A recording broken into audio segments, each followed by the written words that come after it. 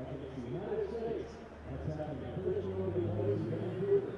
Kickoff at 7 p.m. Tickets are still available at rugby.ca. Help ensure the team gets a proper send-off to Japan.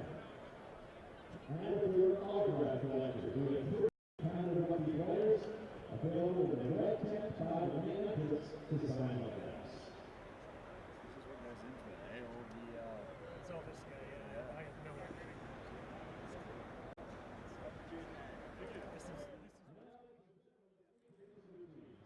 Starting with the team for the British Columbia All-Stars. Number 1, John Braddock. Number 2, Tom Hardy.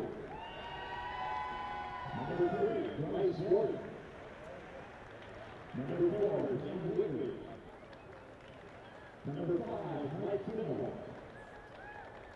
Number 8, Owen Wojcik. Number 7, Paul Mosser. Number 8, Captain Nathan Stewart. Number 9, Reed Watkins. Number 10, Adam Mooney. Number 11, Brandon Shellenberg. Number 12, Lucas Bradley. Number 13, Paul Mason. Number 14, John Franklin. And number 15, Blake Mahovich. The head coach of the BC All-Stars is Aaron Temple. And the assistants are Jeff Sinclair, Perry Hitchmore, Sean Plant, and James Thompson. Now introduce the starting 15 for Canada. Number 1, Robert Brower. Number 2, Andrew Hodger. Number 3, Cole Heath. And good evening, rugby fans. Welcome to the home of Rugby Canada at West Hills Stadium in beautiful Langford, BC.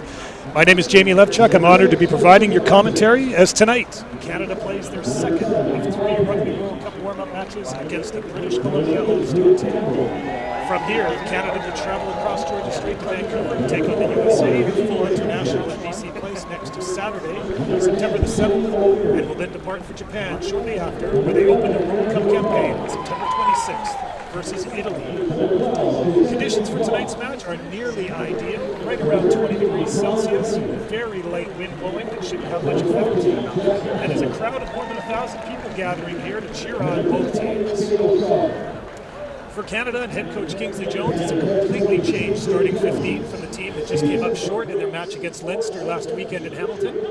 For fans of the MLR's Toronto Arrows, they will recognize some familiar names as the Arrows contribute 8 members to the Canadian starting lineup, including tonight's captain, Mike Shepherd.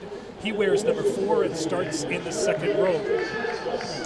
For the BC All-Stars and their head coach, Aaron Tackle, they take the field with a truly representative squad, as 9 different BC rugby clubs are represented in the team. The Castaway Wanderers from Victoria contribute 5 players to the starting 15, including captain Nathan Stewart, and he'll wear the number 8 jersey. Tonight's match is proudly presented by DHL. Rugby Canada would like to thank DHL for their continued support. DHL is the official logistics partner of Rugby Canada. And now the teams are about to take the field. We will be back after the anthem for tonight's kickoff.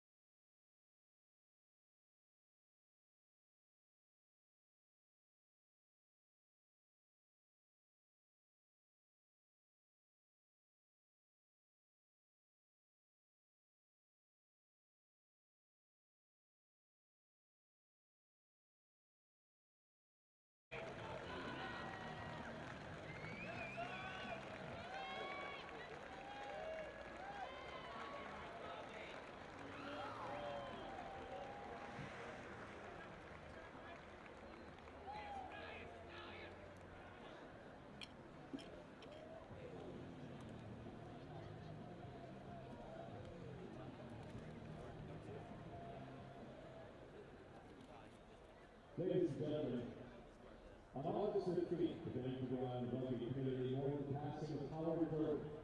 Howard was the first rugby coach at the University of Victoria. He was inducted into the Yearbook Hall of Fame as a builder and assembled one of the great collections of university books and head of special collections of the university. Howard was a mentor and champion to many rugby players, ranging from the best in the nation to key young freshmen. We asked him how to please us. The world of hats and caps and join a moment of silence to remembrance of Howard Burke.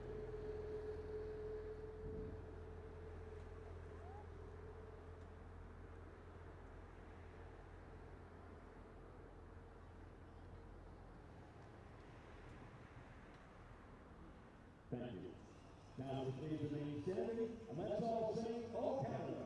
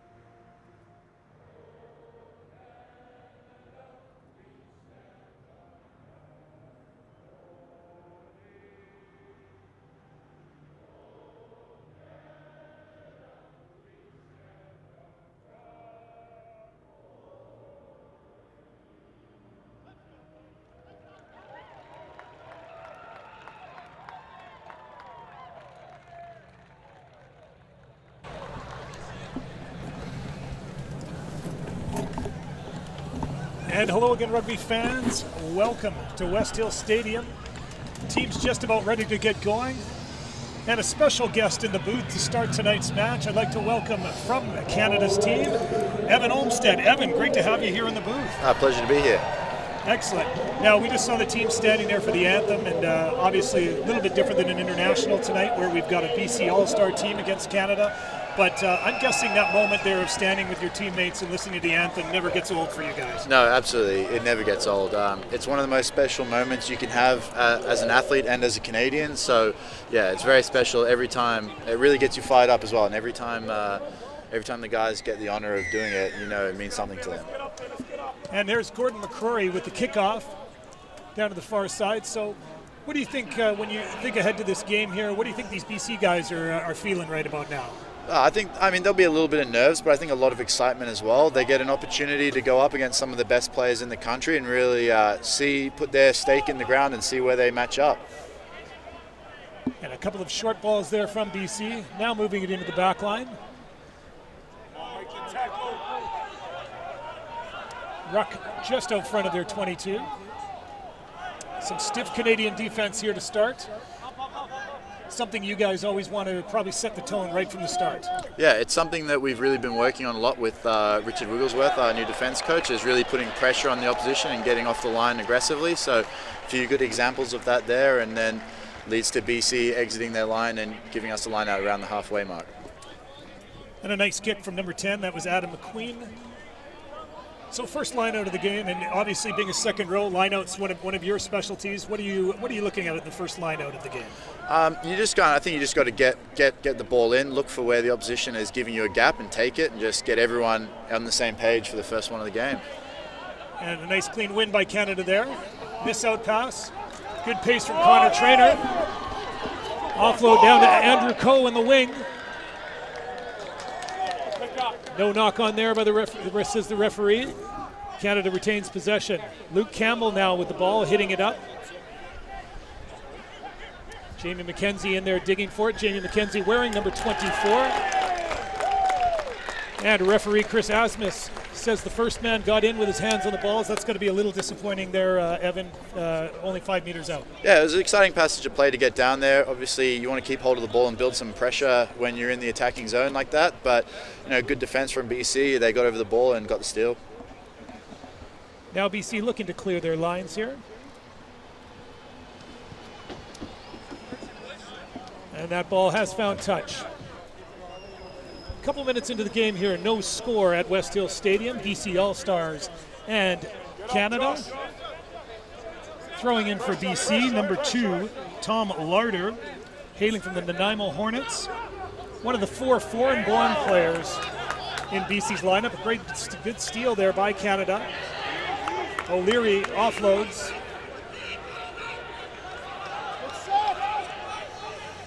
Coming at the back for Canada.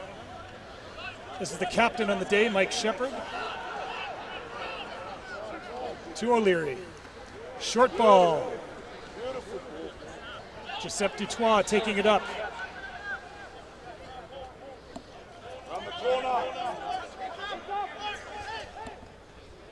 Little chip through, blocked down by BC. Looks like it's recovered by Canada. Again, the captain taking the ball up. Always important, Evan, in today's game to be able to put the phases together. Absolutely. That's usually where you find breaks in the defense is after a number of phases.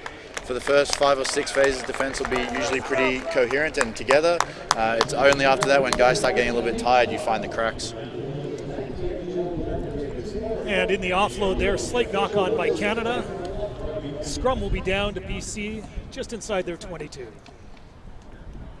And again, first scrum of the game here.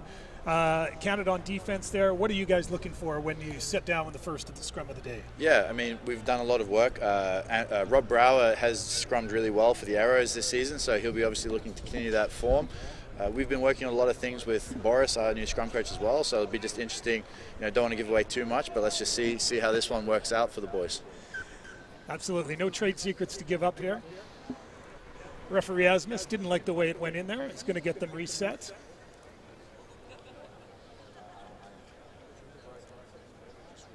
And you guys got back in earlier this week into the home here at Langford there. How was the travel back from Hamilton? Yeah, it was good. We had a couple days off, so we all arrived back slightly different times. But yeah, it's good to get back, get the boys back together. We obviously had quite a few weeks together in a row, building through Fiji, or Denver, Fiji, and then into Hamilton. So I think we got better each week, but we'll obviously see the results hopefully in the next game, this game and the next game against the US. And a clearance kick. Does not find touch. Counterattack opportunity for Canada. Andrew Coe. Nope, the ball has come on the Canadian side. Center field ruck. McKenzie finds Sauter. And I think the referee is calling a bit of obstruction there. There's a runner in front. Yes, obstruction is the call. So we've only seen a couple minutes here. Evan, what have you seen from the BC team so far? Yeah, they seem to be putting a lot of heat on at the breakdown.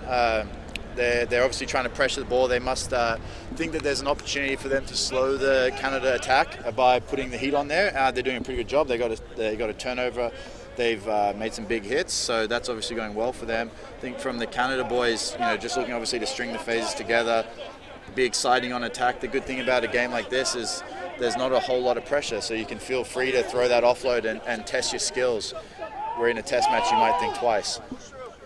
Absolutely, time to try some stuff. Cole Masachuk, big hit on him. And there's a knock on there. Big tackle put in by Canada. Ball spilled forward. First offensive scrum of the day here now for Canada. So we've got a midfield scrum here. Well, let's see you do your best, Tony Romo. What have you got on here?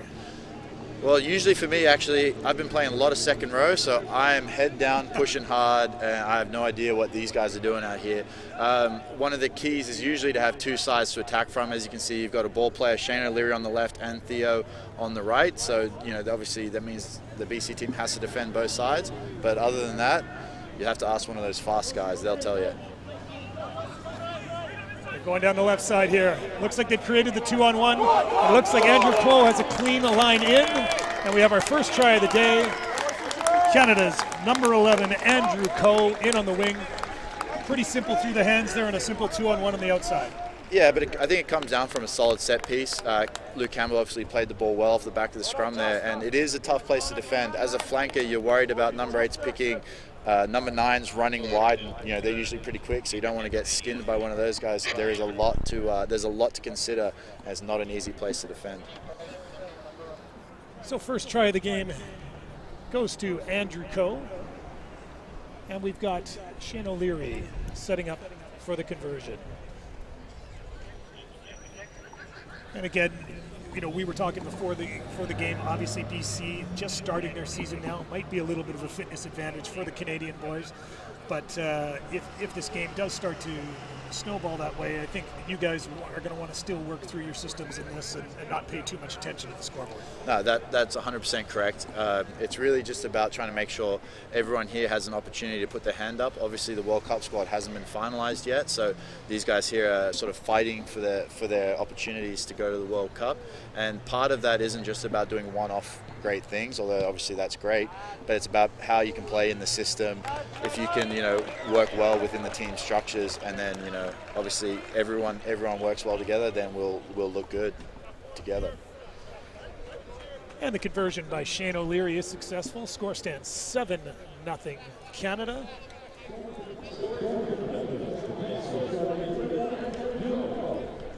The BC All-Stars to kick off.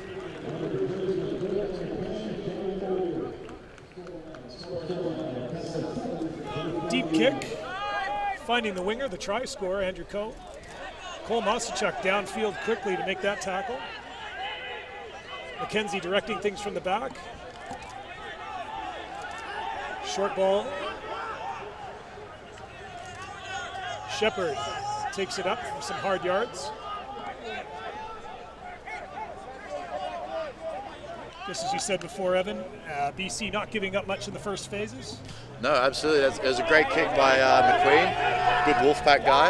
And they pinned Canada back in their corner, forced them to exit. They put a lot of pressure on those forward pods trying to set up for the kick, and now they have an attacking line out inside the Canada half. And actually, very good kick there by McKenzie. Good box kick, putting the winger under pressure. It did come off a BC hand, so here we go, right in front of us. A Canadian lineout. Short lineout, 4-man. Yeah, it's a good exit lineout. Gives you plenty of options. You get your forwards out to carry into the midfield and then set up for a kick or for an attacking move. And just as you stated there, Luke Campbell was the first ball carrier. And referee Chris Asmus has spotted BC All-Star player. Looks like Mike Finnemore off his feet. Penalty to Canada.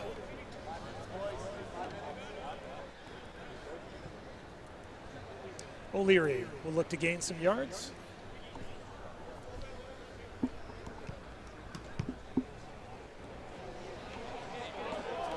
An outstanding kick right down to the 5-meter line.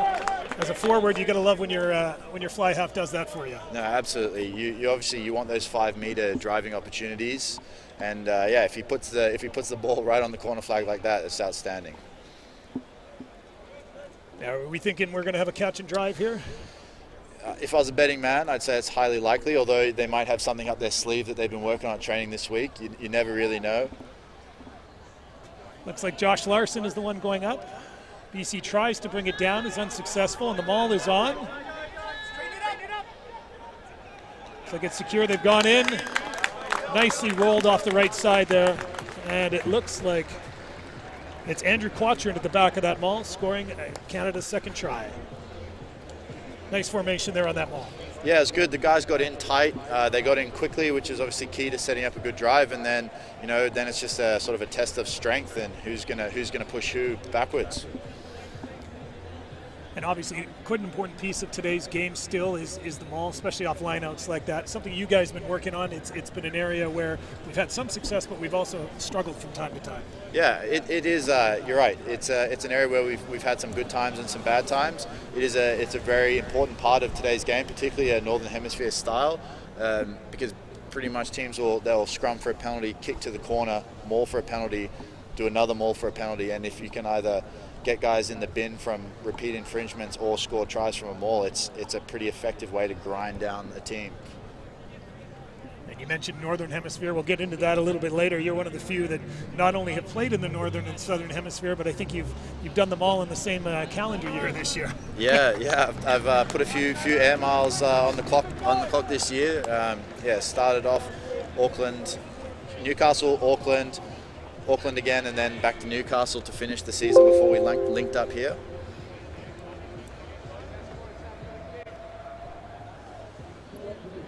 A few more air miles probably to put on your passport as the team will head off in about 10 days' time over the World Cup in Japan. Yeah, it'll be good. The boys obviously very excited, but like you say, the team hasn't been finalised yet. Oh, there's a great hit on Theo. Yeah, big stick there. It looks like he has worked the ball back. Again, it looked like number 7, Cole Masachuk, another big hit. Cole, well known in these parts, playing for both the Burnaby Lake Club and lately in the last couple of years over at West Shore. It was a good kickoff by McQueen. He's timed it well and just given his chasers the perfect amount of time to get underneath the ball and cause havoc with the catches. Nice steal there by BC coming through. Perfect timing through the ruck. As you said, they seem to be very aggressive at the loose in this early going. Yeah, I think it's always an opportunity if you can put heat on the breakdown. I mean, there's been examples throughout the years of, Scotland did it, ambushed England a couple of years ago in the Six Nations by just really targeting the breakdown. And if you can make the breakdown a mess, then you're in with every chance of winning the game. So the BC coaching staff, led by our former analyst Aaron Tackle, obviously have identified that as an opportunity, and it'll be up to the Canada guys to respond. Speaking of responding, Canada responds with a big hit, driving them back, but BC maintains possession. Well, wasn't secured there. Into the BC backline. Ball is coming on the BC side. Number 9, Reed Watkins, sniping around the edges. Pick and go from the BC forwards.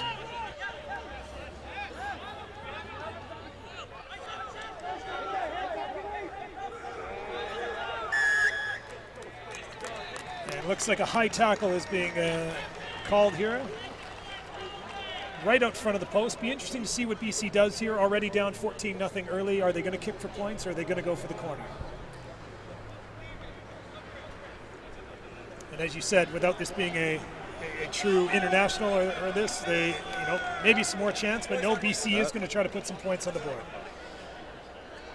I respect that decision. Obviously, they've worked hard to get into this position by putting heat on the kickoff receipt and exit.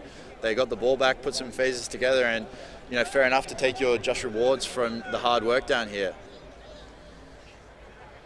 And this will be the fly half, Adam McQueen, lining up from right out front, just inside the 22 meters. We'll call it 21 meters.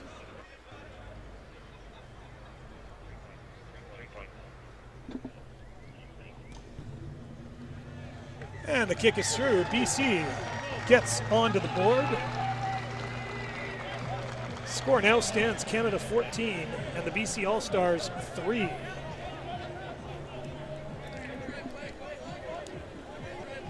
And as you said, Evan, a few times there, it's always the dilemma there where you kind of want to go for the corner sometimes, but then sometimes you've got to take the rewards and you've got to take your 3. Yeah, I mean, right out in front like that, don't mind it at all, but now it gives Canada an opportunity to try and pin them back and see how if BC can get a taste of their own medicine here and have the heat on the exit. BC has secured the kickoff deep in their end. Short ball off the right side of the ruck. Watkins. Nothing there, says referee Asmus. Turnover ball, as you said, pinned him deep and got the turnover they were looking for. Yeah, it's an opportunity really. Whenever you're in that close to your own try line, you don't really want to play too many phases. And I think BC obviously played one too many, and good Canada players made him pay for it. Nice run around there by McKenzie. Canada only a couple meters out. Somehow that ball seems to have been stolen by BC. Again, definitely not where you want to be turning it over. It doesn't look like that kick's found touch, though. Jeff Hassler with a chance to counterattack. Always exciting when he gets the ball, get that hair flow flicking around. Best flow on the team? Well, I mean, you're best, yeah, I was just about to say, yeah. Yes, exactly. There's the captain, Shepard. McKenzie looking for O'Leary.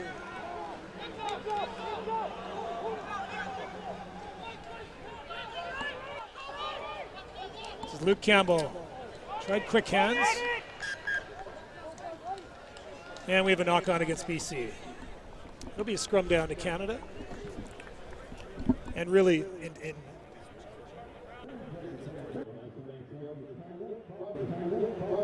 well, Evan, I know you've got some other things to do tonight. I just wanted to say thank you for joining us here tonight, and all the best for the last week, and we'll see you over at BC Place. Thanks. Gordy's going to take over. You got all the accents coming through now, so he's real quiet there. You got to really bring him out of his shell. Make sure he gives you something. Excellent. Well, thank you again to Evan Olmstead, and as he passes off the headphones here, good to welcome Gord McCrory into the broadcast booth. We'll call it a booth, maybe more of a platform. Gord, how are you? Yeah, good, thanks. Thanks for having me. Excellent. We had the forwards. We had the forwards point of view, and now we're going to get the backs point of view. So that's it's a good mix for us. Canada securing here. Rob Brower taking it on. McKenzie at the back. Looks to be a pick.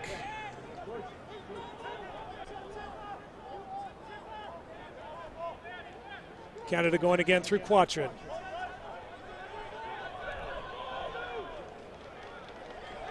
May have turned it over again here. Again, BC being very aggressive at the breakdown, looking for that turnover ball. And looks like the referee there might have been called for playing the 9 there. Probably a call you're in great support of there. No, that was, but it's happened a couple of times now, so there's definitely a trend of getting into the 22 and not quite coming away with the result we wanted.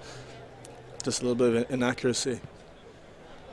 Here comes the ball, right up into the broadcast. BC clears their line, up to a line out, just on their side of halfway. So, Gordy, you've been watching the first few minutes of this game. Obviously, 2 good tries by Canada, but as you mentioned, maybe a little bit disappointed with some of the possession that they've given away down at BC's end.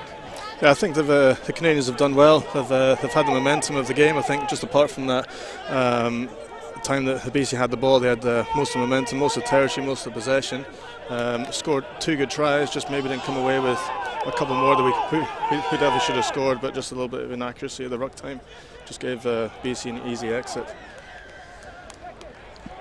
And there we see another high tackle call. Obviously, the referee's calling that very tightly now. No room for error there. Anything even above the shoulder gets called. BC looking to take it quick, and they've punched it down. Adam McQueen punched it down. Oh. And it looks like it might roll just a little bit too far. But you can just see what happens when you give 2 consecutive penalties away, just the ground that the BC have made. But you know, a good kick there from Adam McQueen. So BC will be getting the ball back here in the 22. Yeah, fortunately for him, it did stop before it crossed the dead ball line. So by touching it down, it's a 22-meter dropout. If the ball had gone across the dead ball line, of course, Canada would have had the option of taking a scrum back up where the ball was kicked from. 22-meter here. Shane O'Leary looking at options. And it looks like he's kicking kicked from. It's John Franklin on the counterattack.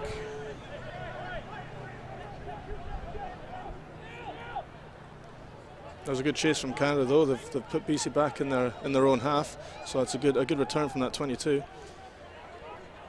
It's good. Red wall, it's come up on defense. Ball's at the back for BC. Short ball to their forwards.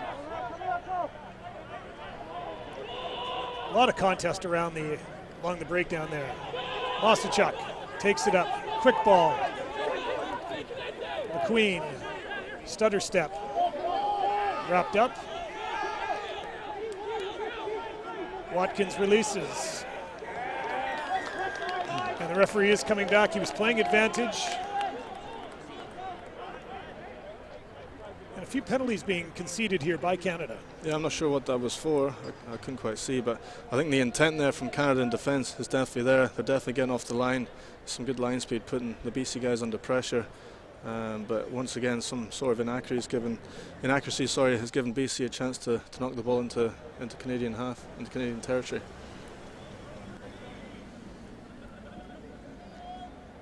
And Gordy, you've had the unique aspect over the past little while. You've been wearing both the number 9 and the number 10 shirt.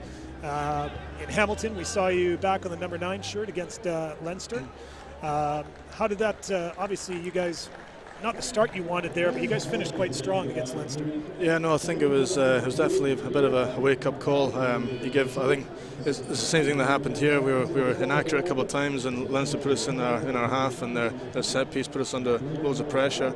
But then I think then once we had the ball, we held the ball for a few more phases, put them under pressure. We came away with points and eventually took the lead and should have won the game. But yeah, I think it was just our discipline definitely improved, and which gave us a chance to score some points. Breaking off the ball there, making some yards into the midfield. Ball is there for Watkins. Releases to McQueen. Looks like looks like repeated infringements against the Canadians, and who pays the price? I believe it's Josh Larson who's going to pay the price for the repeated infringements. So I think McQueen is going to go for the points. So I think a scrum here would be, oh no, looks like points. Yeah, looks like he had called for goal, similar to last time when they got their chance. BC's looking to take their points here in the first half. So again, a bit of a challenge here now. I mean, Canada scored 2 early tries. You're up 14-0. The game seems well in hand. Now a little bit of a lull in the action. This is going to be 14-6, and you're playing a man down. What's the headspace now?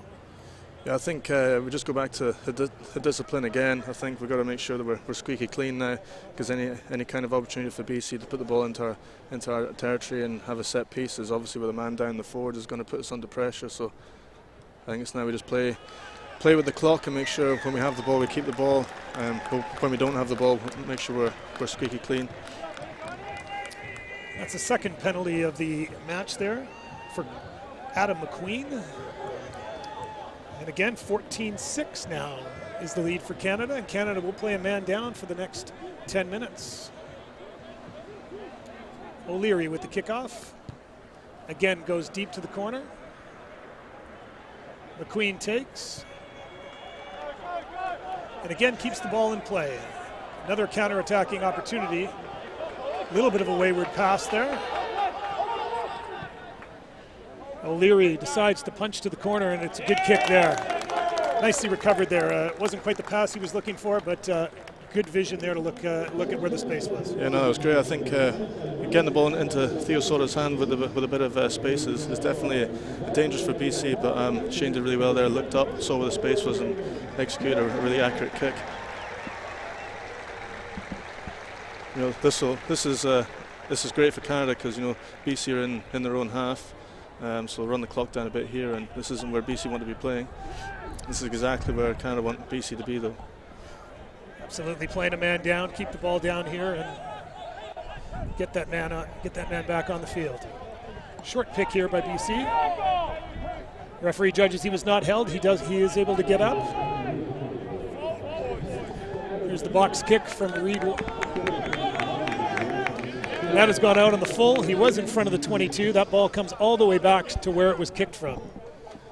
Just a couple of yards too far there by Reed Watkins.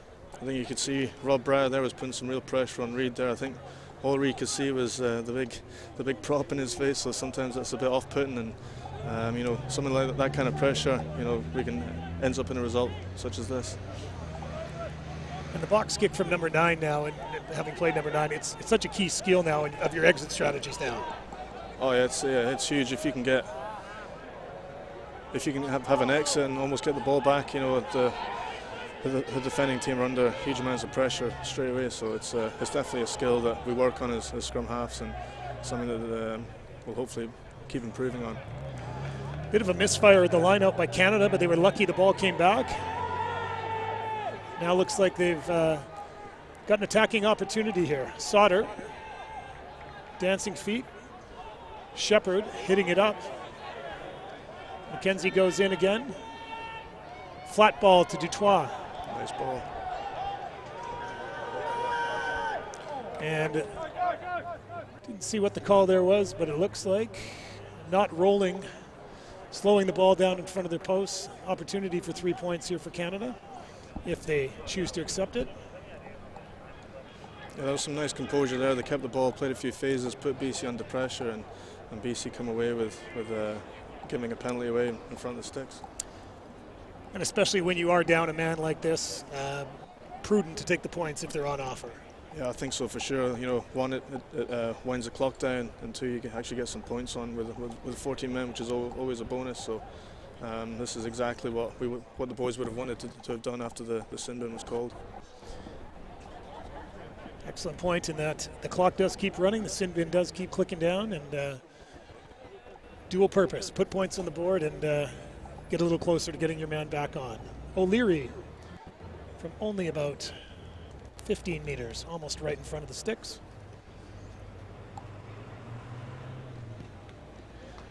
The flags go up. And that puts Canada up to a 17-6 lead.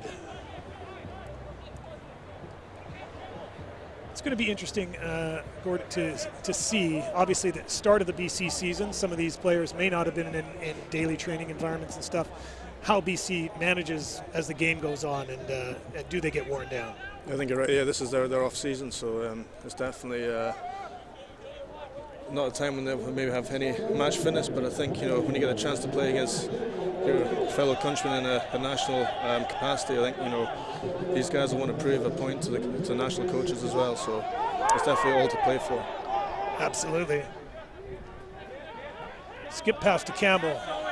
Got a support man right with them. McKenzie looks like he's working it back for a box kick. Box kick goes up.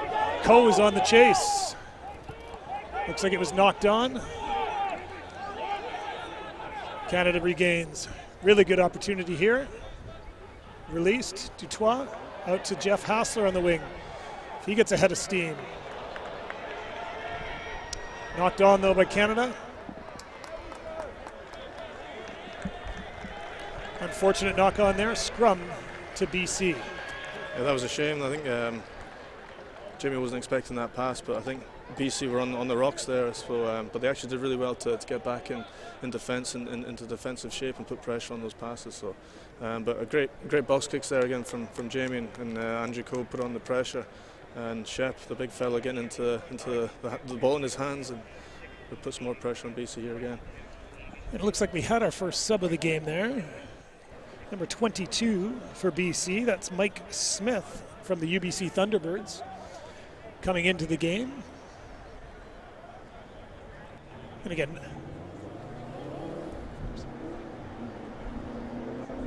it looks like he came in for fellow Thunderbird, Owen Rattan.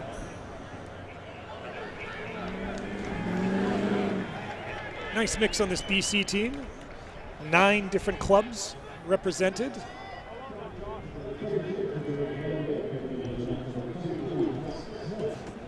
Have not been a lot of set pieces here in the first half. It's probably only our third. As I feel our first spits of rain here. Not supposed to be any significant rain, but feeling a little bit coming down. Reed Watkins to put in for BC. Canada putting them under pressure. Watkins out the back.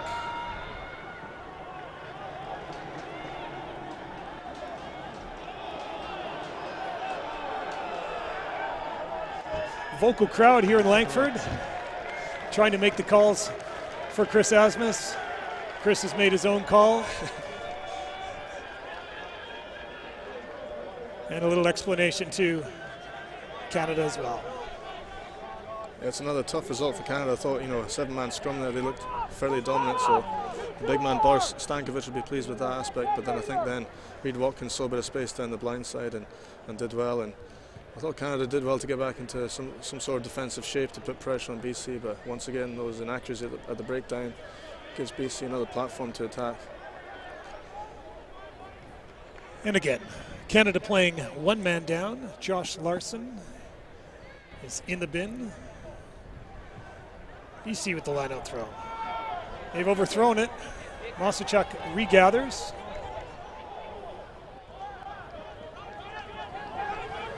It's John Braddock taking the ball up. Fellow prop Bryce Warden now with the carry.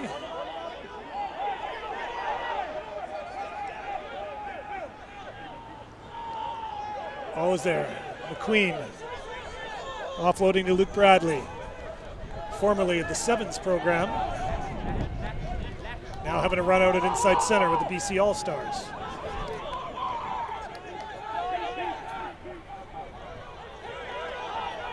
It's Brandon Schellenberger. BC trying to find a way through. The defense from Canada, even though a man down, seems to be holding thus far. More strong defence from Canada again. They've kept their own, come over real line speed and slowed the ball down for BC. So it's definitely tougher to attack with that slow ball. Now BC with a little chance, but it's cut back in. That's the new man, Mike Smith. Here's Dan Wigley. Watkins again snipes, this time up the middle. Nice break. Blake Mahovich representing the Squamish Axemen. Oh, I think they went the wrong way there. Oh no, it's a great pass. Looks like they are in. They found the overlap with the extra man on the field. Wasn't able to catch a number.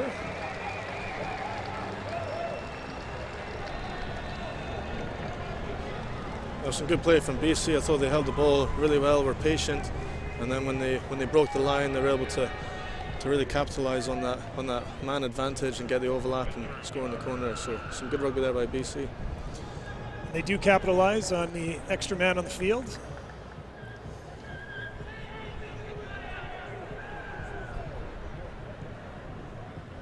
And McQueen for the conversion. This would make it a 4-point game.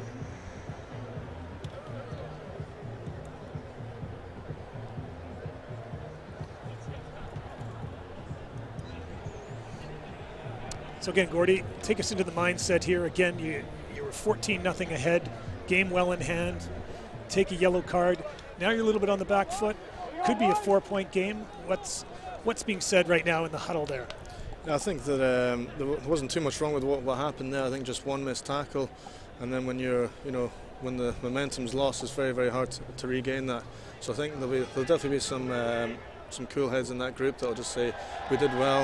We kept the ball. If we keep the ball when we get the ball, put pressure on BC again, and then henceforth in defence we just spread that red wall, make sure we keep on that line speed, put pressure on.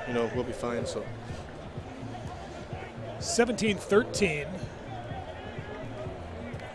The bin is now over. Josh Larson has taken the field back, playing 15-on-15. And again, today's match proudly presented by DHL, the official logistics partner of Rugby Canada. Kickoff, bit of a knuckleball, well taken.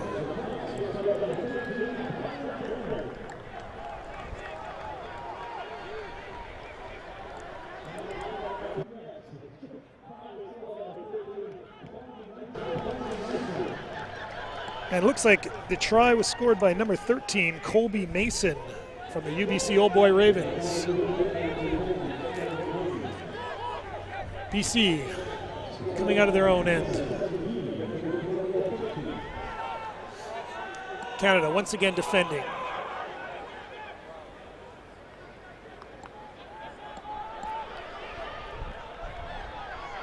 Schellenberger finds a little bit of space.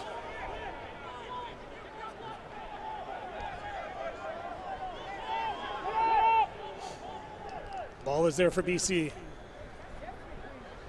Good stick by Shepard.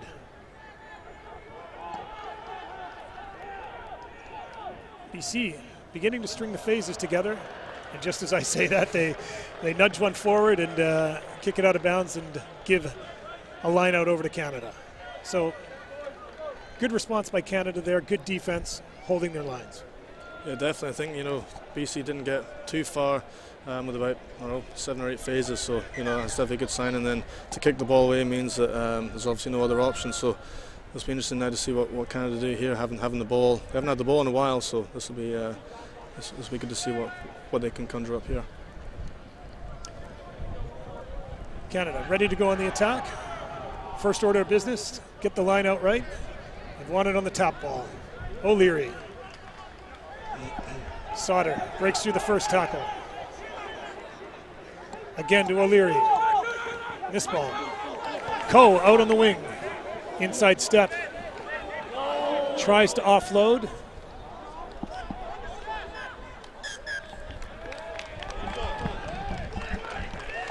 Just a little bit of a forced offload there, causing a slight knock-on. I think when you get a bit excited with having the ball again after a while of not having it, you sometimes force things. And Andrew Coe's been very good on the wing today so far, and he's looked very dangerous. And Theo inside him has given some space as well. So, just a little forced error there. Yeah, when Canada's been able to put a few phases together and have the ball in hand, they've been able to break through and make some yards, and then it's been some of the finishes of those plays of either turning the ball over or knocking it on. Yeah. I think that's where an extra ruck will be massive for Canada if they can just keep the ball for that extra ruck and really put BC team under loads of pressure. McQueen cuts it up.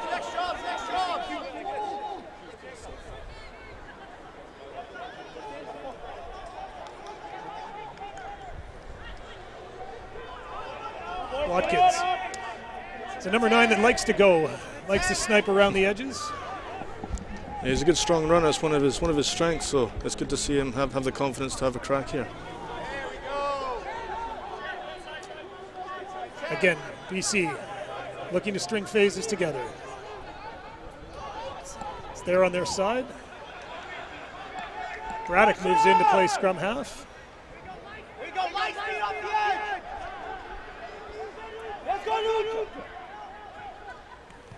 You can hear the Canadian sideline talking about line speed. Want the defense to get up. And again, good defense there by Canada, forcing a kick. And a line out to Canada just inside their own 10-meter line. I think, Gordon, what's the schedule coming up? You guys are next moving over to Vancouver. When do you guys head over to the mainland?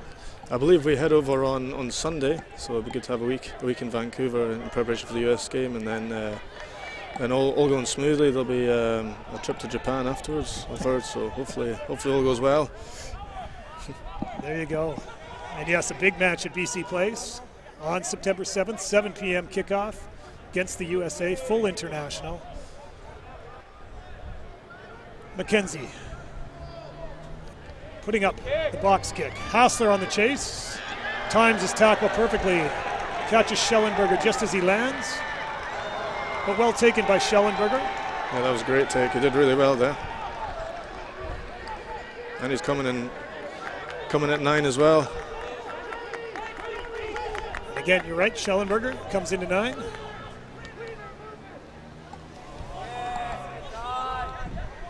Big stick by Nakai Penny.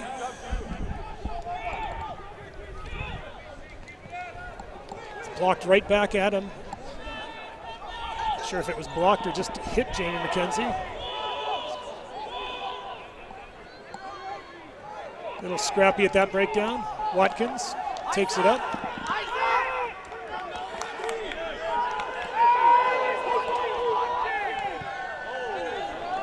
And that is out on the full. That will come back. And that's the half. So the score at the half in a competitive game, Canada 17, the BC All-Stars 13. Gordon McCrory, thanks so much for joining us and providing the insights. And best of luck as you go into the final and into the World Cup in Japan. Thanks very much. Excellent. Cheers. is it. Again, 17-13 Canada's the score at the half, and we'll be back with second half action in about 15 minutes' time.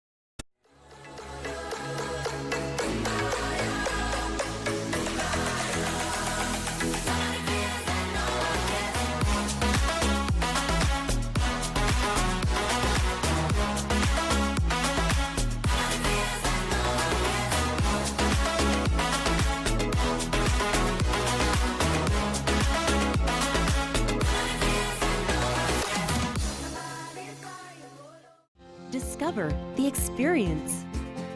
Discover the ever-changing beauty. Discover new adventures every day at the Butchart Gardens.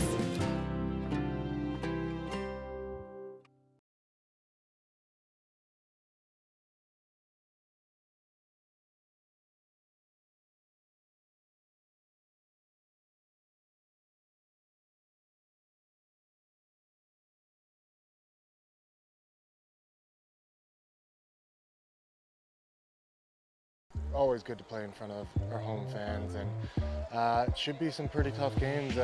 Leinster are going to be getting ready into their season, and the U.S. are always a big match, so it's going to be great to have some home fans out there cheering us along. Oh, it's going to be pretty special. I mean, we've got that one professional team in Toronto now, which is awesome, and those guys get to play in front of family quite often. For the rest of us, we've moved over the country, we've moved all over the world, and I don't get a chance to play in front of my family very often. It's normally about once a year, and yeah, I can't wait to seize that opportunity. Yeah, the home crowd atmosphere is always surreal. It's always electric. There's nothing like when you're 60 or 70 minutes of a game and the fans just get you going again, give you that extra bit of energy that you need to just push through and power through whatever you're feeling at the time.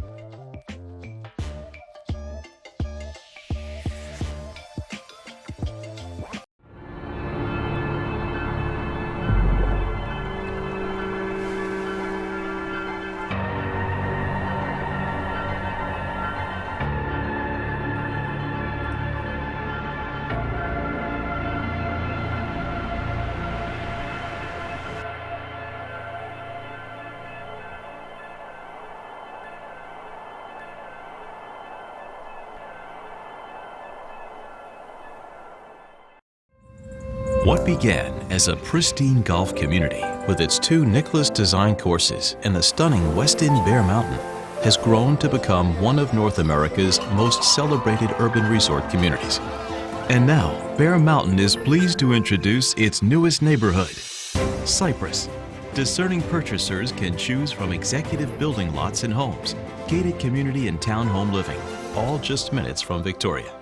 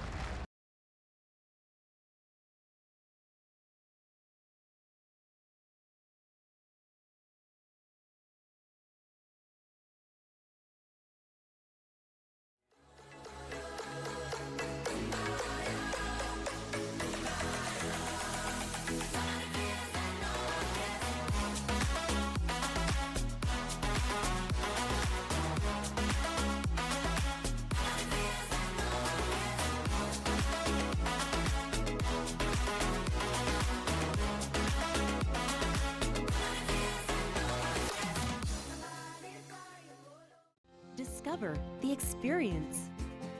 Discover the ever-changing beauty. Discover new adventures every day at the Butchart Gardens.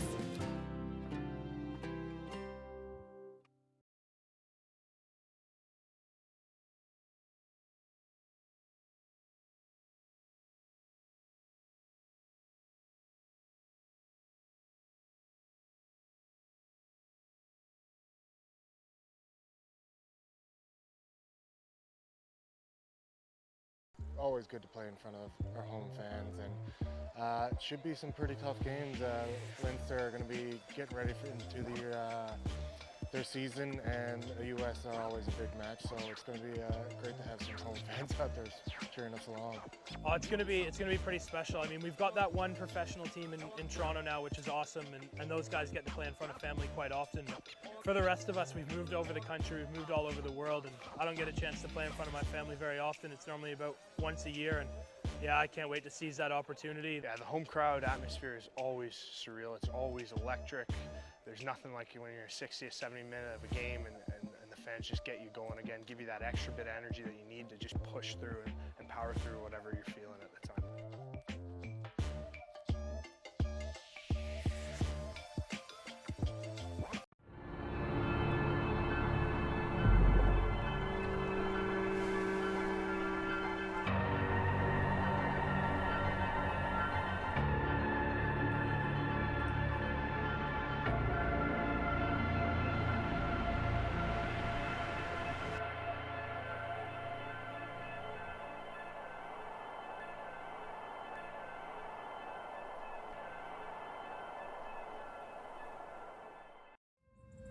What began as a pristine golf community with its 2 Nicholas Design courses in the stunning West End Bear Mountain has grown to become one of North America's most celebrated urban resort communities.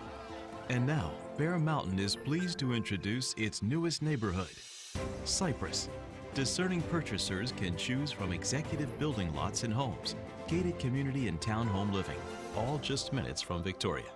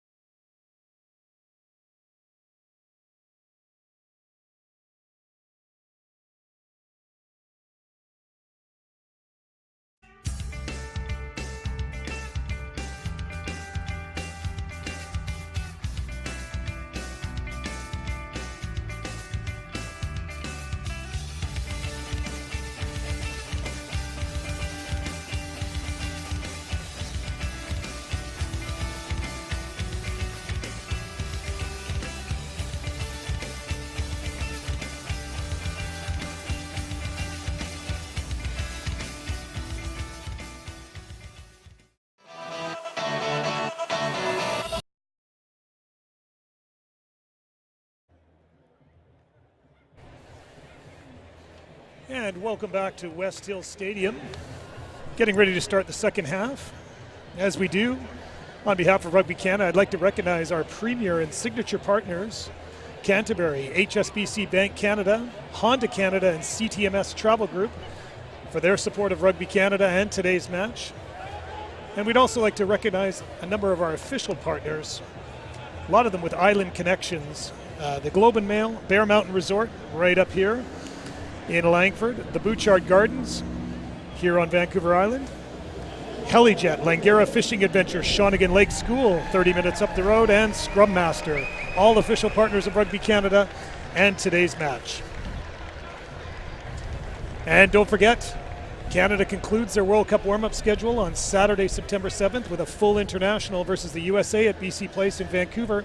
Kickoff 7 p.m. Tickets are still available at rugby.ca. Help ensure the team gets a proper send-off to Japan. Teams are back on the field, getting ready, and great for me to be joined in the booth by another player, and this time Lucas Rumble is here with us. Lucas, thank you for joining us. Thanks for having me. And again, we were talking before, 14-0, things were going well, and then a little bit of a patch there for the boys out there, and find themselves in a game, only up 4 points there. What do you think was said in the room, and are you looking for kind of a big first 10 minutes here from Canada? Yeah, I definitely think there were some simple messages said to the boys in the room. Probably a lot around just staying out of the breakdowns and staying squeaky clean with the ref, because we're definitely piggybacked BC down the field a few times here, and they've done really well to take those opportunities and put some points on us. Yeah, a lot of it, as you said, coming from penalties or turnovers on Canada's side. Looks like BC has made a number of changes.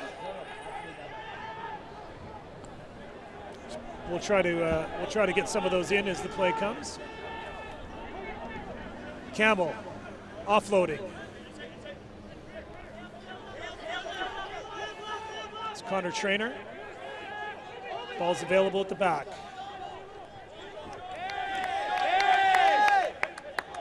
Mackay Penny with the carry. Campbell again. Shepherd in support. And as we said, Canada looks to be starting with purpose. Maintaining the ball through phases. McKenzie directing, looking for the captain. Looks like it's been knocked on, and again, there's that turnover there after 4 or 5 good phases. And BC's done a good job of turning it into offense. It'll be good to see how we react here to this. BC a bit of a wayward kick, giving Theo Sauter a chance.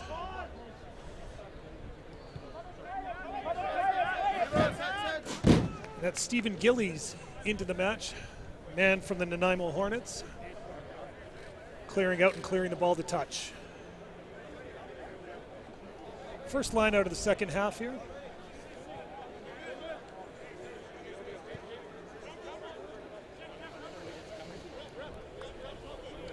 Brower comes over, quick word with Quatrin, teammates of the Toronto Arrows.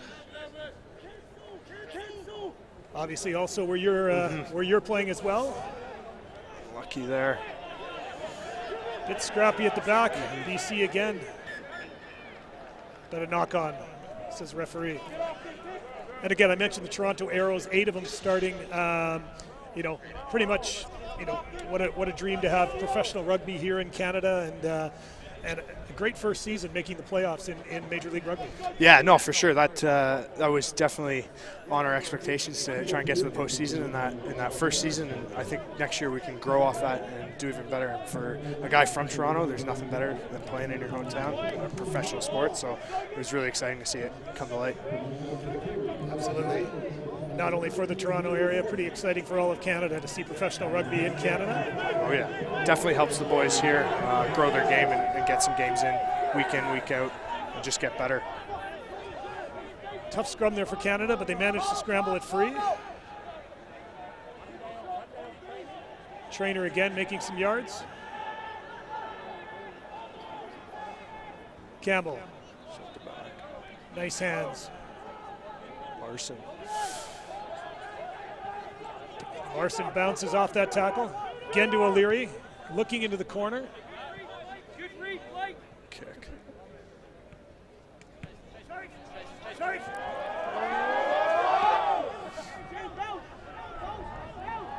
Bounce pass. Souter sees space in behind. Oh, it's a great kick. And a good kick down inside the BC 22, keeping them under pressure.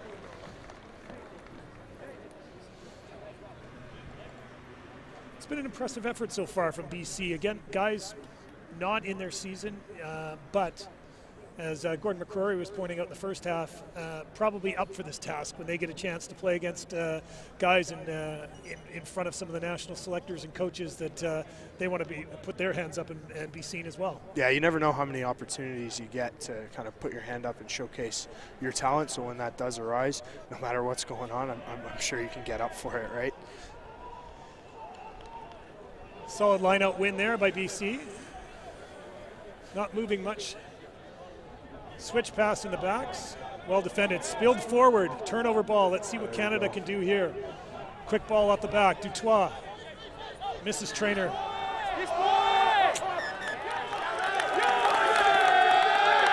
little bit of the story of the day so far. Yeah, I'd let him off the hook there, for sure. Good quick ball. Good turnover. Just couldn't complete the pass at the end. Yeah, the skill errors have definitely let us down today. Hopefully we can clean it up in the second half here. As we scrum down here on the left side of the field. And substitution in at scrum half for BC, number 21, Fraser Hurst, another UBC Thunderbird. UBC, over the past few years, one of the strongest teams. Won a few consecutive BC Premier Championships a few years back. And their coach, Curry Hitchborn, one of the assistant coaches with the BC All-Stars. I've also done really well in the University Championships as well against my old school Queens there. So a couple grudges with the UBC boys and the national team for myself, but I think the Queens boys are gearing up for a big one this year, so something to look forward to. Excellent. Good East-West rivalry. Oh, you always need it. Canada putting them under pressure. It looks like a free kick has been awarded. Free kick. I think we're means going you for the can't scrum. kick direct to touch. Looks like Canada's opted for the scrum option here. And again, quite prudent. You just want a scrum penalty. You've put them under pressure. Why not go back to it? Yeah, it's definitely in the back of the ref's mind that you just won that and put the pressure on them. So you'll scrum for probably a full arm here, and if not, get a good platform to let the backs play.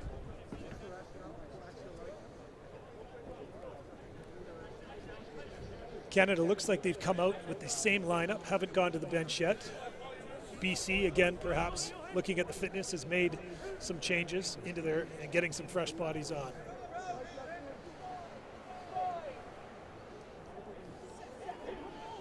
See how BC can hold up in this set. It's like a slip in the front row, but it's a clean ball for Canada. Take it. Skip pass. Punch to the corner. Coe has gone up, well claimed on the far side wing by BC. Although Canada quickly on them, has tumbled them out. They've got an attacking line out right on the 5 meter. Yeah, we did well to react there, not getting that ball in the air and take them to touch, so we can have a good attacking set. Probably looking for a good line out drive here. And again, if we don't get it off that set, we'll probably move to the backs and try and have a crack with them. And Canada scored from a similar position in the first half. Well-formed maul. Had a couple of issues with the line-out throws, but let's see if they can secure possession here and set up the driving maul. Quatrin with the throw. Not even a boost needed there. Thrown in straight to Shepard. Yeah, I took the easy option there. Took the easy option. There's no one guarding them at the front, so you might as well take it while it's there. Ball is secure at the back of the small. They have released here. Good step. Coe is just brought down a meter short. Sauter's got some room out here. We're playing advantage.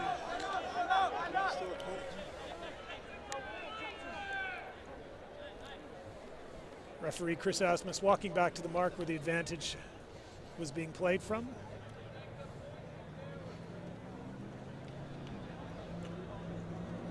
Looks like a bit of a yard sale out there too. We've got scrum caps and boots. No, 2 scrum caps, sorry.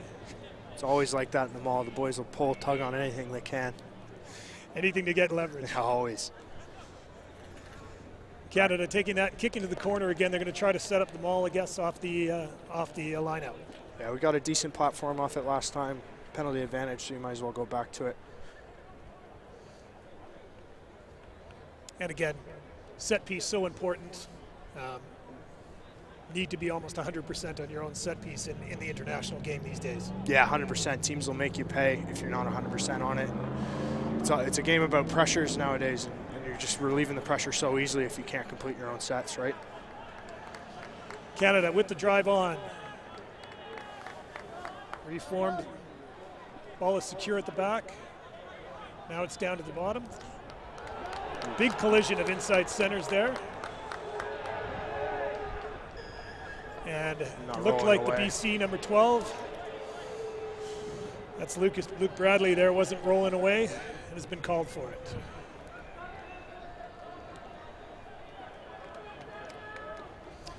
This time, Canada's going for the scrum option off the penalty.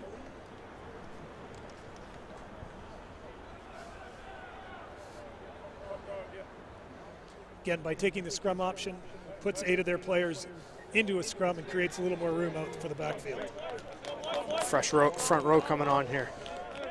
Yes. Looks like a full front row substitution. Benoit Piffero, Noah Barker, and Jake Ilnicki. Jake at 18, Noah at 17, and Benoit at 16. There you go.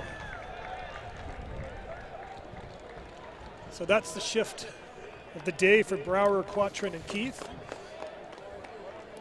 Interesting time for the substitution right into a set scrum. The boys should be fresh, so no excuses coming from them. That's for sure.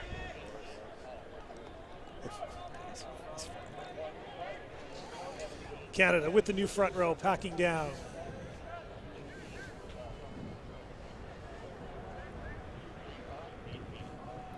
Option is out to the right. Oh. Not a clean engage, going to be reset.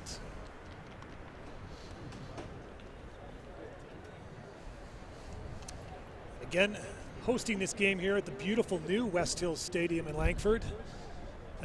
Don't know when the last time you were back here, but I guess it looks a little different. Yeah, they're still doing construction on the big grandstand in the end zone there, and it looks really beautiful with everything done now. It's an exciting place to definitely play a match.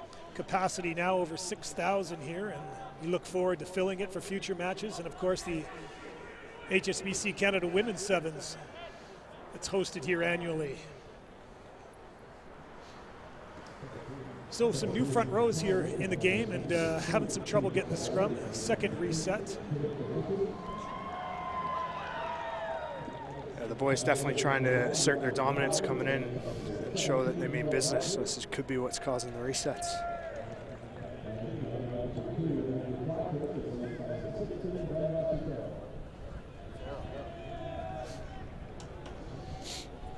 See if a third time's a charm here to get the scrum. Ooh.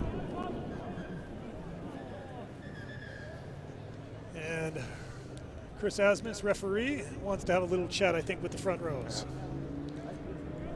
To me, it looks like that BC can't handle the heat coming off the Canada scrum, but I'm all way up in this booth. I don't know. Have to get a closer look. That's a completely unbiased opinion, of course. Of course, always. The front rows have had their talking to as the game grinds down to a bit of a halt here. You're now ready, hopefully for a clean engage and get the ball into play.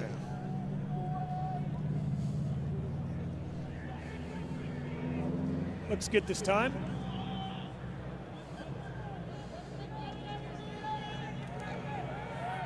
Now we got a little bit of ill feelings there in the front row.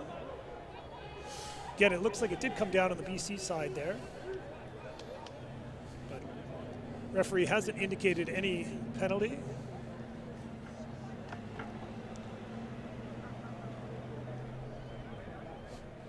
I'm sure these front row know each other decently well. Noah and Jake from out west, so I'm sure they've dealt with each other before, really hashing up some old memories. Old rivalries on the West Coast. Cadence is being called. Ball is in. And Disadvantage. Advantage there. Looks like the wheeled out by BC. Canada secure to the back, playing under advantage here. It's a free ball. They're going to throw it wide. Trainer looking for Sauter.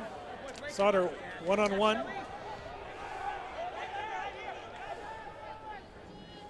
Short ball on the crash. Blanchette. Looks like Shepard was held up. No indication from referee Asmus. And now he has awarded the try. That's Blanchette. Mike Shepard. So nice play there from Canada on a free one, on the advantage, spinning it wide, and then hitting the big man coming in on the angle. Actually, it may not have been Shepard who scored. Blanchette, Justin Blanchette. Justin Blanchette, my apologies.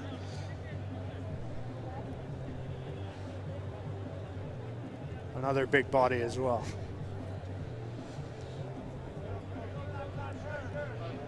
So a little bit more breathing room there for Canada.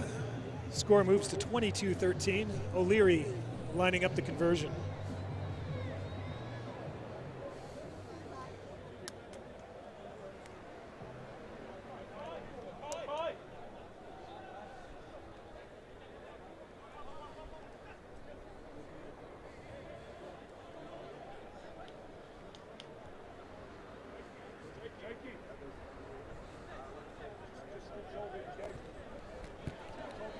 And struck beautifully by O'Leary, straight through the uprights.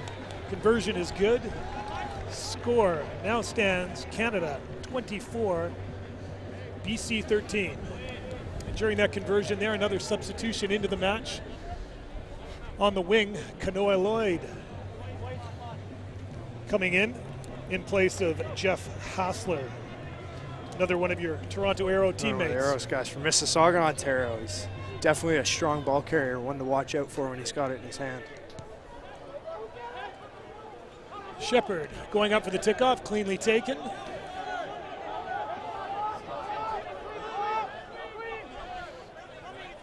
McKenzie setting up for the clearance box kick. Lloyd chasing.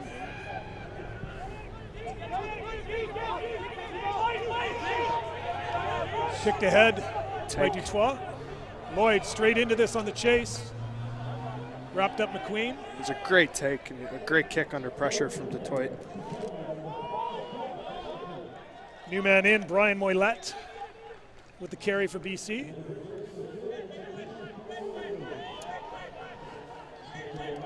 Canada looking to pin BC deep. BC with some numbers out here, but running out of space.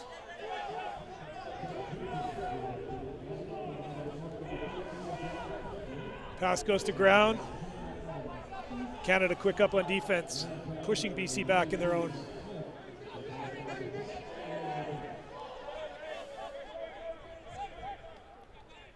McKenzie with the stick. No way through yet for BC, so they're going to look. This one is counter-attackable. Here's Lloyd, as you said, strong runner with ball in hand. Through the first tackle, almost through the second. Piffero with his first carry.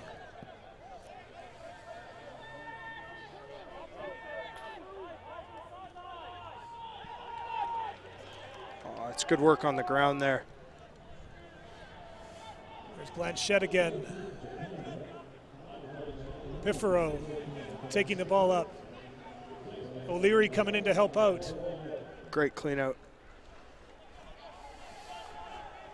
Proof that number 10s can do the dirty work. They don't like to, but when they have to, they can do it well.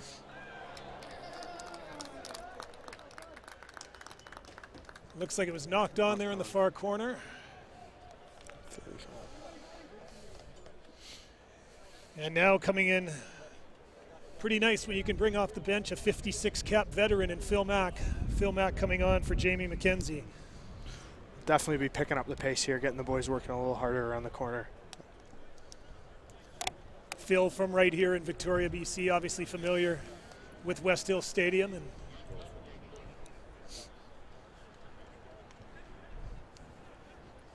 so off the knock on, BC with the put in on their own 5-meter line.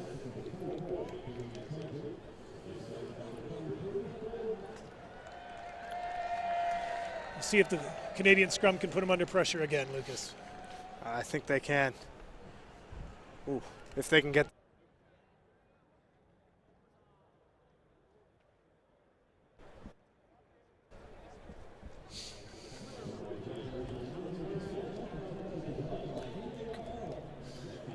Well, we have a break here, Lucas. Looking ahead, big match with the USA at BC Place. You guys, obviously a team you're very familiar with. You've played them a bunch of times. What are you guys looking for out of that last game before you head over? I think we want to put a lot of the stuff we've been working on into the lead up to the World Cup into fruition and get the boys really clicking. I think it's something we've missed.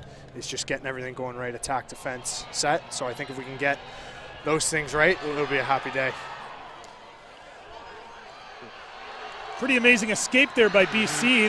They were going backwards on their own set, and now have found themselves. And the ball. Fans are not happy about that ball hitting the referee. No, they did really well there to keep that ball alive. Lots of good offloads in the tackle, lots of good support lines. Guys converging to the ball. Where Canada's quite lucky there. The ref got in the way.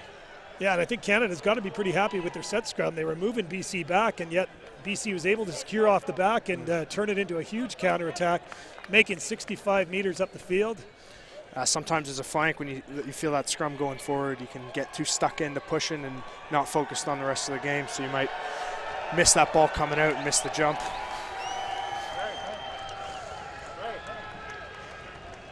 And another substitution in for Canada. It's number 20, Dustin Dabrowski.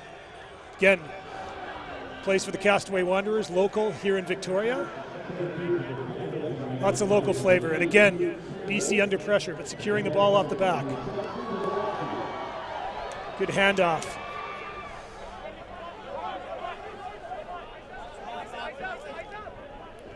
Phil Mack stepping in there, not afraid of a tackle.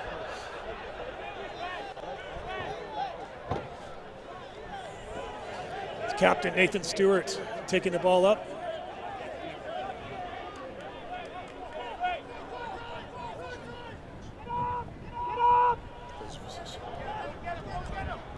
Ball down to ground, costing a few yards. BC has secured it.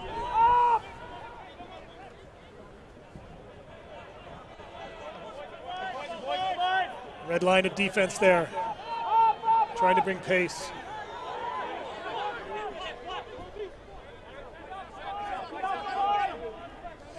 Inside ball. Again, Phil Read Mack nicely by Canada. stepping in to make the hit. Phil's made a couple of sticks early on since he's come on. It's good having him out there in the D-line. He's not afraid to get into it and get involved. It's Colby Mason again taking the ball up. He's made some yards today for BC. There he is again. This time stuck in the tackle and pushed back. Connor McCann taking the ball up for BC. BC putting the phases together but not making a number of yards and meters here. Oh. Looks like there were 2 knock-ons there, says referee Asmus.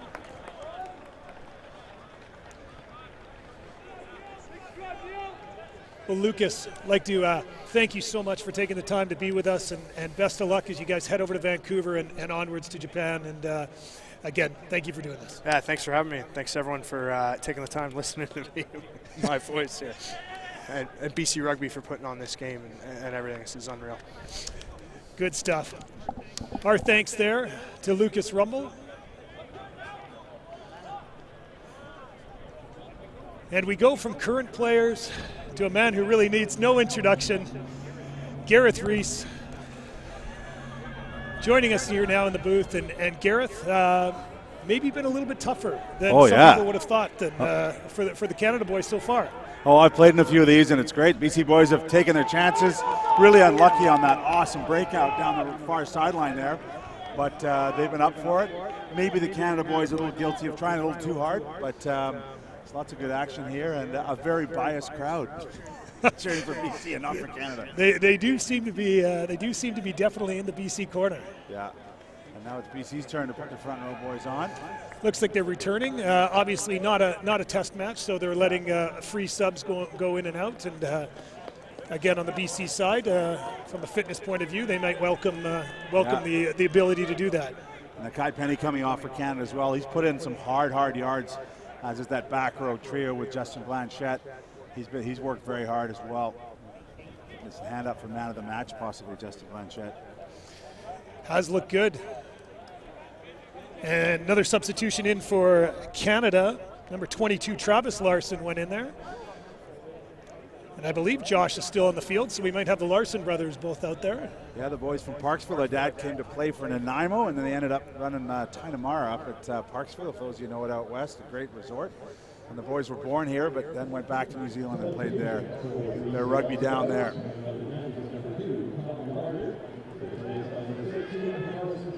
And this will happen sometimes with new front row. The game has slowed down a little bit as the new front rows try to get accustomed to each other. Yeah, I was going to say that kind of the fizz has gone off this game. The crowd have been taken out of it. A lot of resets earlier on, and this is something. It's tough, I know, but referee Asmus needs to kind of make a call, get the things moving. That's part of his responsibility. It is tough though with lots of new bodies.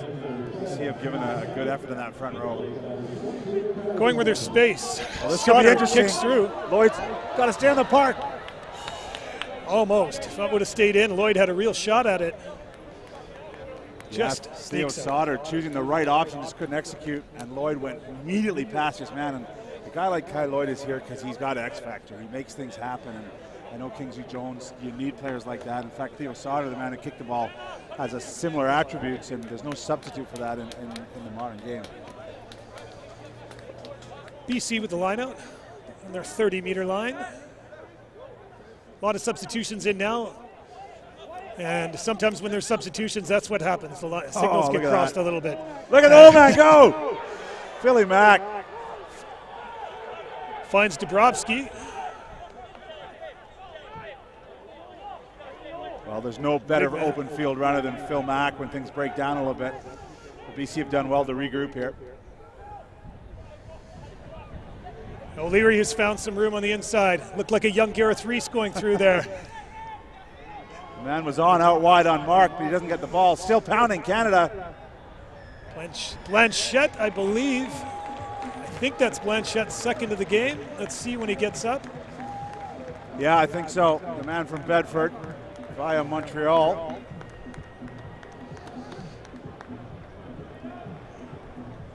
It was Blanchette scoring his second. Good young player, hard hitter, and they're in a good supporting role on the inside.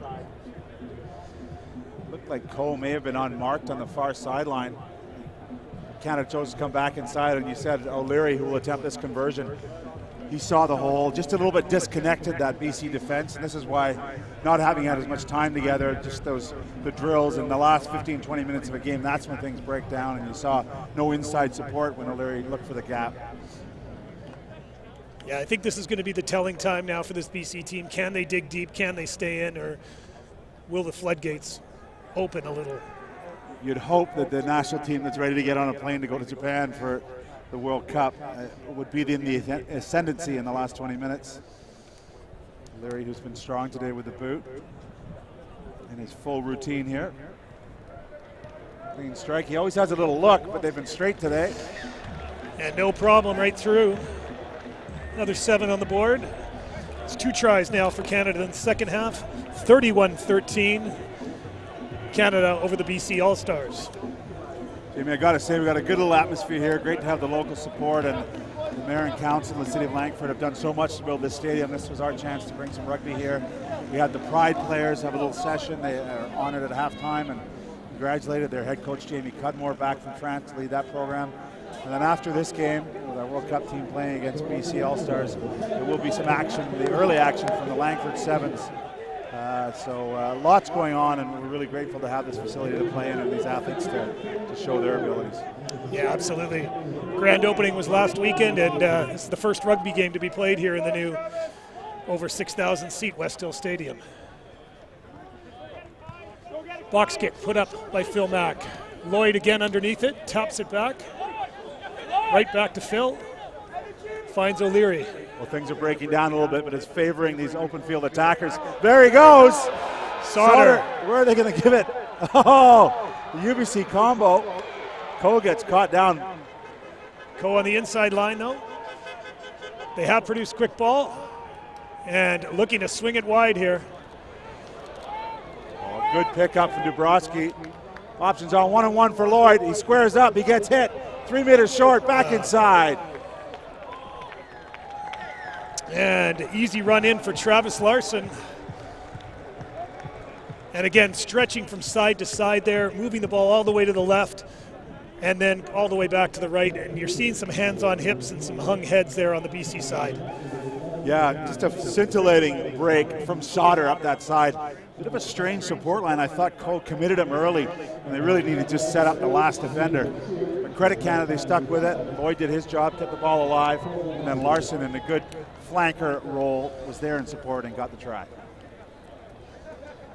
Yeah, just before the conversion here, another substitution. Looks like number 26, Doug Fraser, has come onto the... And again, another Island guy from Ladysmith, BC.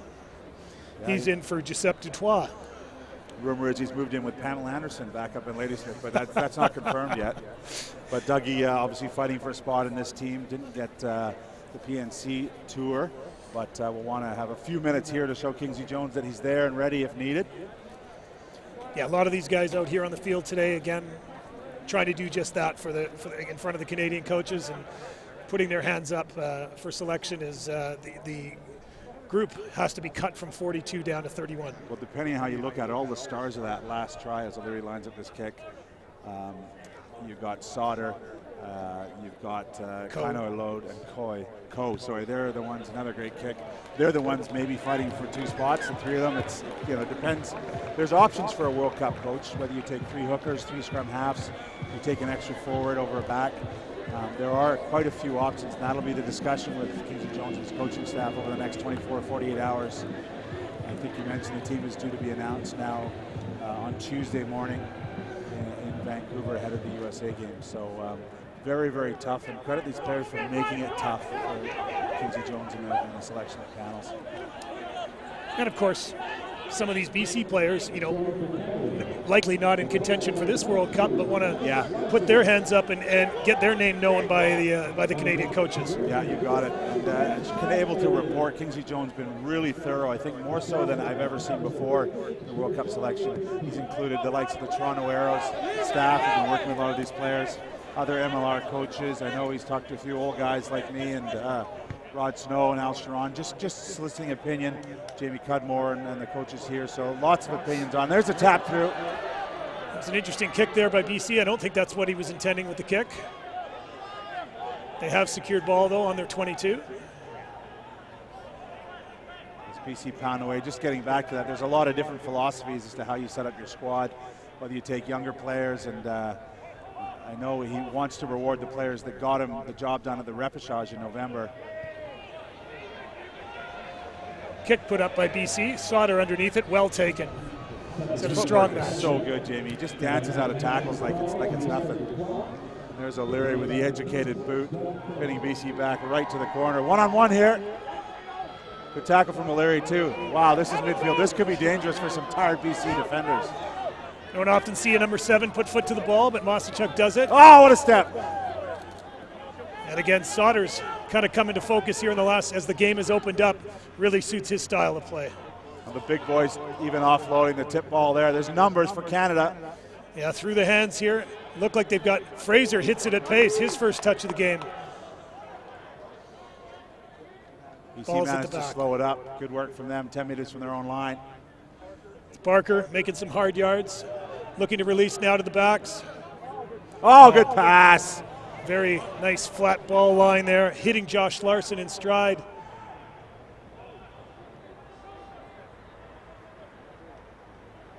What was that all about? Not sure if it they might thought work. Not Noah sure Barker. if there was, yeah. He's over the line. Is he held up? Yeah, I think there was advantage. I think that's the reason for the. They knew they had advantage. Bit of an interesting way to play it, as you said, Gareth.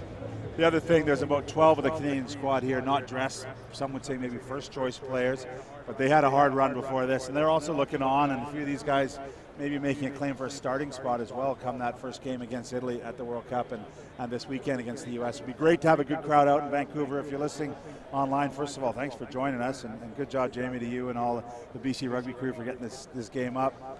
But I think it'll be fun in BC Place, that rivalry, and I think more so than the last, I'm going to say 7 or 8 games, I think Canada's got a better chance of going up and beating the Eagles, the USA team, 7 p.m. Saturday night in Vancouver. Yeah, absolutely. And, team that we want to beat. Yes. We haven't beaten them in a little while now, and again, you know it, Gareth, that when you're heading into a Rugby World Cup, that last game, you always like to go in with a win under your belt. Yeah, Leinster was disappointing in as much as we didn't get the win, but it was a much improved in performance. This is encouraging as the forwards put it into their own hands. Phil Mack's not going to get this ball, I don't think. Oh, must have been a knock on at the base. Asmus was playing advantage. Yeah, the BC scrum having trouble here later in the game, dealing with the power of the Canadian pack. You'd probably expect Canada to call for another scrum here, which they have done. Lemkus obviously helping out the BC boys. I'm sure he'd like to be in there himself. Yeah, injury. Great to see Clint, and finding ways to stay involved in as he fights injury, and good to see him out here supporting the BC team. So options both sides. Midfield scrum right under the post. It's a pretty tight shot there. Options both sides. And Sauter is first receiver on the right, and I wouldn't want to be marking him 10 meters out with about half the field to work with. There he is at the bottom of your screen in the 15 jersey. And again, looks like we're going to have another reset here. The scrums, as you mentioned, Gareth, a little bit sloppy here in the second half. It's just a weird feeling, like as positive as is that Canada got on top and got a few tries, but the crowd was so BC that they're like, the wind's been taken out of the stadium. So maybe they're going to wait till the games are on TSN and they'll be cheering for Canada then, our island fickle crowd here. Well, I'm sure it's when the final whistle goes that all allegiances will switch back to Canada. Let's hope. Ball is in. Again, Canada looking to drive over here. Phil has picked out of the back, found a hole in the defense. Phil Mack through. Try Canada. Well, no surprise there. He set up his man. He's still got the ability to beat people one-on-one. His role is going to be interesting. Does he come on like this and be an impact sub? Obviously a lot going on in his life off the field, and congratulations to he and his wife. The baby's on the way, and it's sort of the worst possible due date, right as the boys are due to get on the plane. But obviously a lot going on for him as his first child is due to be born. But he's shown there that he's got the class and he's got the ability to score tries, no question. Yeah, BC probably expecting the drive over there and a quick scoop off the back. And as you said, Phil Mack with a little bit of space with only 5 meters to cover. It's going to be a tough job for any defense.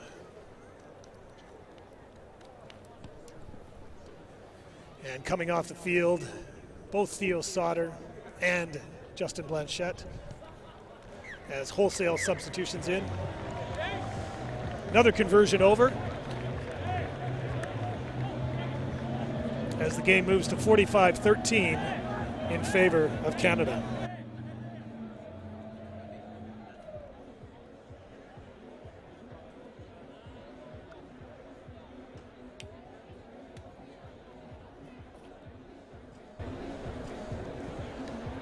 BC to kick off here, getting down to the final minutes. Ball is put back. It's unfortunate there in the catch, knocked on. Another attacking opportunity here for Canada.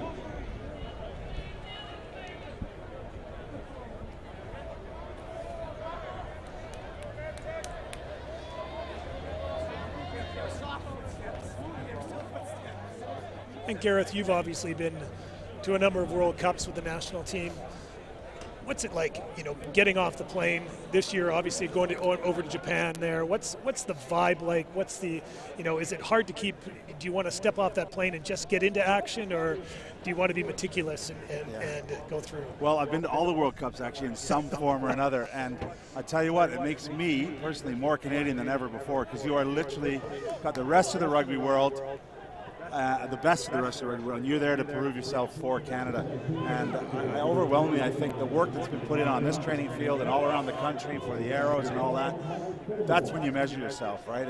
And obviously, when I started playing, we didn't have that opportunity. In '87, it came along, and subsequently, Canada's been at every World Cup, and that's really what you want as an elite athlete. You want to test yourself against the very best. So, some guys dig really deep. I know teams have really come together in the past and gelled unlike ever before, because we are pretty disjointed in this country.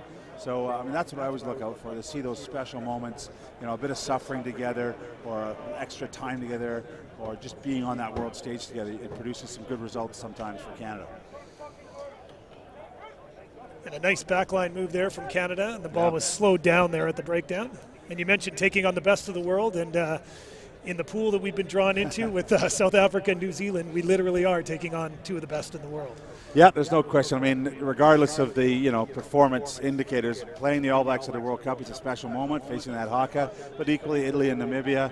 One of my greatest memories was a team in '99 that probably slightly underachieved. We were able to play Namibia, and we put our best performance together and ran up a score on them. So it was some release in some ways for us. But this is the lots of things can happen, and we saw it in the last World Cup with Japan and South Africa.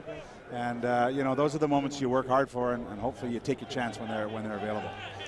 Bring in Kanoa Lloyd off the blind side to second receiver, sorry.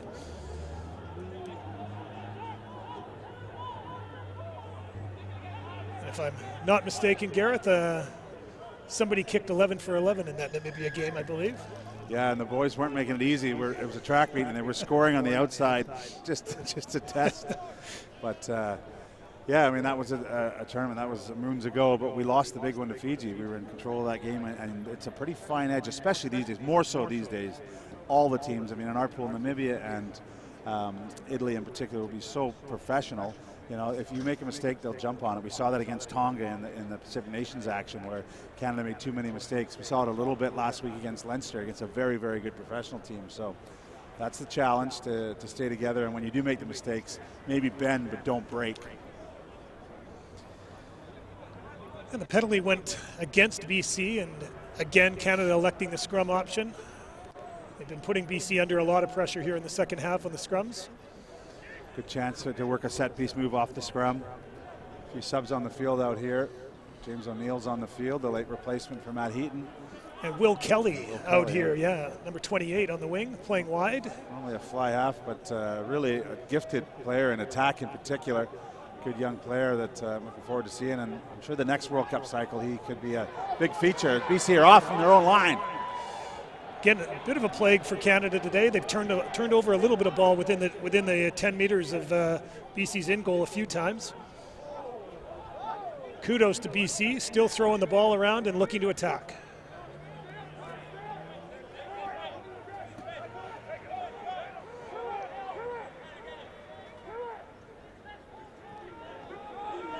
Oh, a good double tackle from the Canadians. That's something they've been working on. Looks like they're going to relieve pressure here. Got to say, Jamie, I mean, this is no easy task for the BC boys, and that will do it. Credit to Aaron Tackle and all the BC crew for coming over and putting up a really spirited fight and a lot of shape. That was really useful for Canada, and I think they exposed them at times. I guess the big story is these boys in red. They'll be waiting by the phone, or maybe not by the phone. There's some big calls coming their way, and good luck to them as they head down to Japan.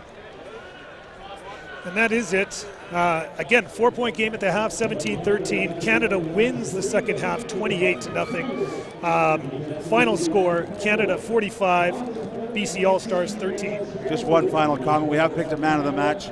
Justin Blanchette, the man on the open side for Canada from Montreal, the youngster, 26 years young, but very physical. Congratulations to him. But a really even contest, and well done both sets of players. And of course our referee Chris Asmus and his team. Absolutely. A lot of people coming together to do this, and thanks to the folks of Victoria and Langford for coming out. Very good crowd out here for a long weekend Friday. And again, our thanks to BC Rugby for the spirited game here. So on behalf of Rugby Canada, thank you for tuning in for tonight's World Cup warm-up match. You can remember to follow the action or join us September 7th. Canada play their final warm-up match versus the USA in Vancouver. And be sure to cheer on Canada at the 2019 Rugby World Cup in Japan. They open the tournament on September 26th versus Italy. Once more, the final score from West Hill Stadium, Canada 45, the BC All-Stars 13. On behalf of Gareth Rees, Jamie Levchuk saying until next time, good night from Langford.